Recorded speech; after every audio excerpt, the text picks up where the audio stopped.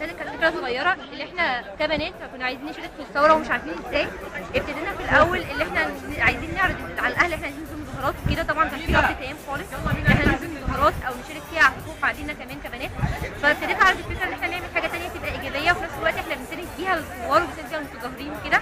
فقلت لهم الفكره ان احنا نروح كلنا مع بعض ونشجع بعض ونروح نتبرع بالدم. تبرع بالدم هي الفكره بدات كان في باشمهندس سحر من قسم عماره كانت عامله الحمله للبنات.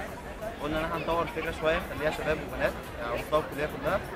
الحمد لله نجحنا يوم 23/11 اللي هو كان يوم الاربعاء ان احنا ندخل عربيه الدم دي جوه الكليه. كان في اقبال كبير جدا من الناس، كان في ناس من بره الكليه اصلا يعني كليات ثانيه على مستوى الجامعه كلها.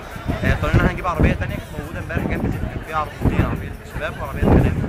كان في امبارح الناس بتتبرع متحمسه جدا الفكره، كان في اقبال اصلا ما كانش متوقع. كان في دكاتره بيتبرعوا، كان في معيدين، العمال، موظفين، كل كليه. الحمله كانت على شقين، اول شق اللي هو التبرع بالدم دوت بيكون بيروح حاجتين.